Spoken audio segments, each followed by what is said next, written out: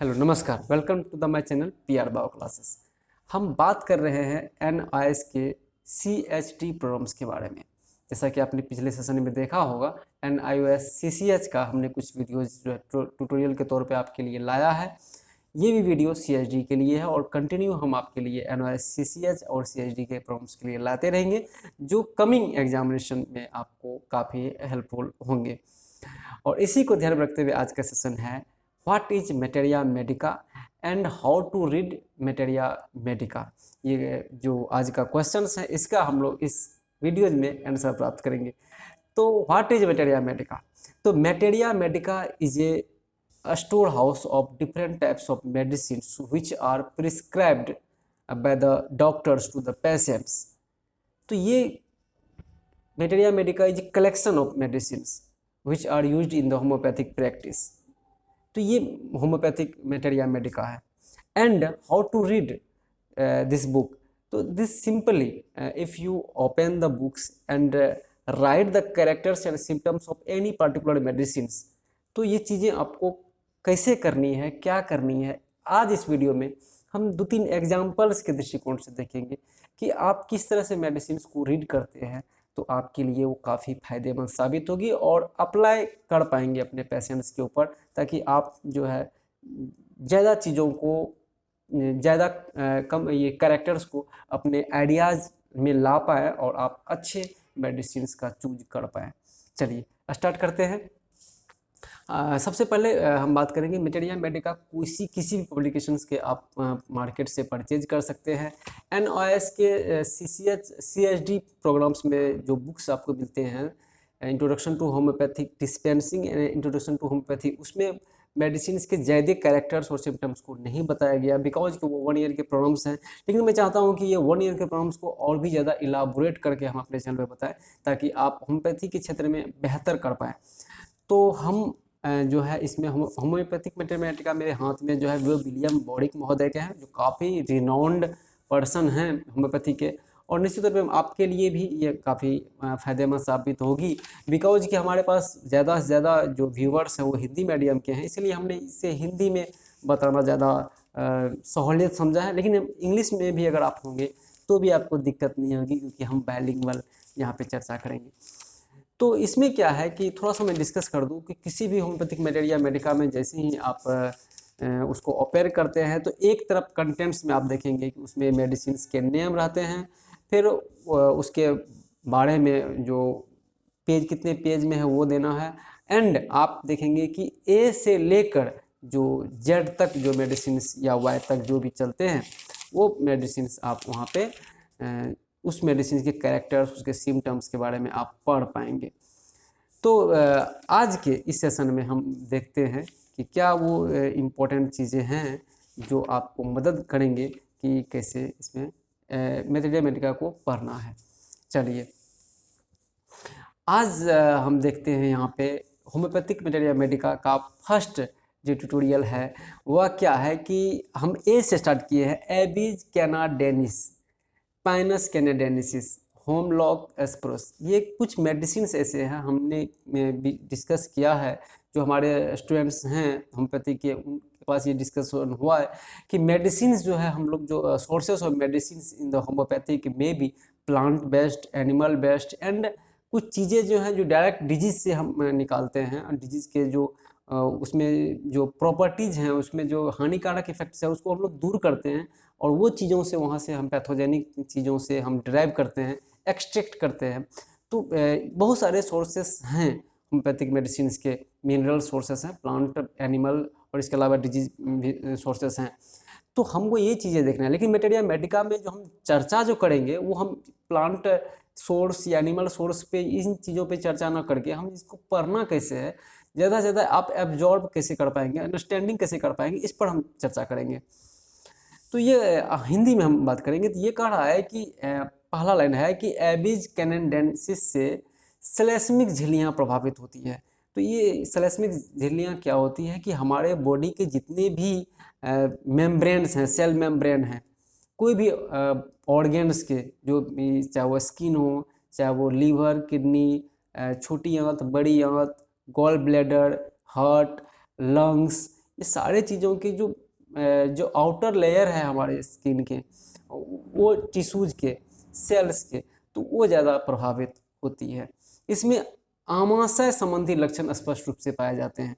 तो इसका मतलब ये हुआ कि इसमें जो डाइजेशन से संबंधित जो है, पेट से संबंधित चीज़ों पर ज़्यादा ये एक्शन करेंगे। अतिसार की हालत पैदा हो जाती है कि ये डायरिया डिसेंट्री वाली सिचुएशन जो है उसमें ये मेडिसिन काम करेंगे, क्योंकि ये ज़्यादातर डायरिया डिसेंट्री जो हमारे डाइजेस्टिव सिस्टम है उसके जो टिश्यू मेम्ब्रेन, जो सेल मेम्ब्रेन है, वो अगर इफेक्टिव होते हैं, इन्फेक्टेड होते हैं, तो फिर वहाँ से जो एक डिसेंट्री उत्पन्न होती है तो उसमें ये काम करते हैं। और विचित्र वस्तुएं खाने की इच्छा होती है और सर्दी का बोध होता है, जो इसकी विशेषता है। अब देखिए इसमें क्या है कि आपको अलग अलग प्रकार के भोजन खाने की आपको इच्छा होगी, विचित्र वस्तुएं खाने की इच्छा होती है, और इसमें सर्दी भी का भी बोध होती है। अगर उस पेशेंट्स को सर्दी भी है और साथ साथ उसमें अतिसार की भी प्रॉब्लम्स हैं और बार बार कोई अलग अलग चीज़ें खाने की बोध हो रहा है उनको, तो आप निश्चित तौर पे इस मेडिसिन की इशारा की तरफ आप जा रहे होते हैं। और खासकर उन स्त्रियों में जिनके गर्भाशय खिसक गए हों और जबकि संभवतः पोषण की कमी से और दुर्बलता के कारण ऐसा हुआ हो, तो गर्भाशय जिसके खिसक गए हों, और ख़ास तौर से ये चीज़ें मान के चलनी पड़ेगी कि पोषण की कमी या दुर्बलता की कमी की वजह से ऐसा किसी महिलाओं में हुआ हो, तो आप इस मेडिसिन को आप सोच सकते हैं उसके बारे में। चलिए आगे हम लोग देखते हैं। श्वास और हृदय क्रिया कष्टदायक हो जाती है। ये जब होगी, इस तरह की सिचुएशन जब उत्पन्न होती है, तो रेस्पिरेटरी सिस्टम जो है, और खास रेस्पिरेटरी सिस्टम जो है ये, और ख़ास तौर से हार्ट का जो फंक्शन है वो दिक्कत आ जाती है। हर समय लेटे रहने की चाह होती है। चर्म स्किन इसके ठंडा होंगे और सिकुड़ा हुआ रहेंगे, हाथ ठंडे रहेंगे, शिथिलता अधिक रहेगी। दाहिना जो लंग्स होगा और हार्ट जो होंगे वो छोटा होगा और कड़ा मालूम पड़ता है। और इन चीज़ों में अगर ये चीज़ें हों तो आप एबिस कैनाडेनिस के बारे में आप सोच सकते हैं। फिर ये पेशेंट का सिर कैसा होगा अगर इस तरह के पेशेंट आते हैं और मेडिसिन से आप इसको मिलाते हैं, सिमिलरिटीज को देखते हैं, तो हल्कापन मालूम होता है, आंशिक नशीलापन और चिड़चिड़ापन। ऐसे व्यक्ति में जो सिर होगी वो हल्कापन उसका महसूस होता है कि वो ज़्यादा मैच्योर नहीं हो पाएंगे। आंशिक नशीलापन होगा, उसमें बेहोशी टाइप की बुझाएगी और चिड़चिड़ापन होंगे। अमाशय कैसा होगा, तो जिगर की सुस्ती के साथ मर भूखे की तरह खाए, मतलब बहुत लगेगा कि बहुत ज़्यादा भूखा है बहुत दिनों से। पुत्रन, भूखन, उत्तरार्ध में भारी दुर्बलता रहेगी। पेट में कमजोरी होगी। भूख की ज्यादती, मांस, चटनी, गाजर, सलजम, लौकाट और मोटे अन्न के लिए ललचाए, ये सब आपने बताया विचित्र प्रकार के खान पान के लिए ज़्यादा उत्साहित होंगे। हजम कर सकने की शक्ति से अधिक खाने की प्रवृत्ति होगी। अफाड़े कारण हृदय की गति में बाधा पड़े, कोई भी इन्फेक्शन है तो उसको हार्ट रेट में कोई प्रॉब्लम आ सकती है। दाएं कंधे के जोड़ में दर्द होंगे और कोष्ठ बदस में मल मार्ग में भी जलन मार्ग हो, तो जो रेक्टम है जिससे कि मल की निकासी होती है एनस मार्ग में, तो वहाँ पे भी जलन होगी, बर्निंग सेंसेशन होगी। स्त्री कैसा होगा, तो स्त्री में गर्भाशय का खिसक जाना होगा, उसके तलदेश में कच्चापन होगा जो दाब से कम हो, शिथिलता होगी, घर घड़ी लेटे रहना चाहेंगी, सोचती है कि गर्भाशय कोमल दुर्बल हो गया है। अच्छा, बुखार कैसा होगा, कपकपी, मानो खून बर्फ का पानी जैसा हो गया हो, और अगर ऐसी स्थिति हो है अन्य केसेस में तो आप एकोनाइट के बारे में सोच सकते हैं।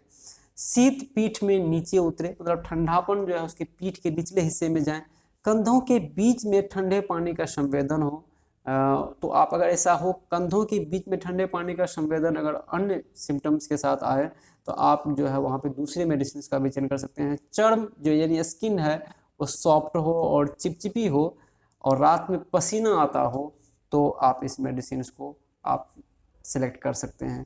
और 1 से 3 शक्ति जो है इसका इस्तेमाल किया जा सकता है एबिस कैनाडेंसिस में। तो ये चीज़ें जो है हमने ए से स्टार्ट किया है, हालांकि तो ए से बहुत सारे मेडिसिन हैं। फिर बी से बहुत सारे मेडिसिन होंगे, फिर सी से बहुत सारे, डी से। तो मैं देखूंगा आप लोगों का फीडबैक कैसा आता है। तो मैं कोशिश करूंगा कि हर चीज़ों से जो इम्पोर्टेंट टॉपिक्स हैं मैं इन चीज़ों को लेकर आपके पास ये जो CHD के ट्यूटोरियल्स हैं वो ज़्यादा से ज़्यादा वीडियोज़ आपके लिए लाऊं, ताकि आप अच्छे से अपने नॉलेज में भी इन्हांसमेंट करें, साथ ही साथ आपके एग्ज़ाम में भी आप अच्छे से परफॉर्म कर पाएँ। तो इसी को ध्यान में रखते हुए हमने इन चीज़ों को शामिल किया है।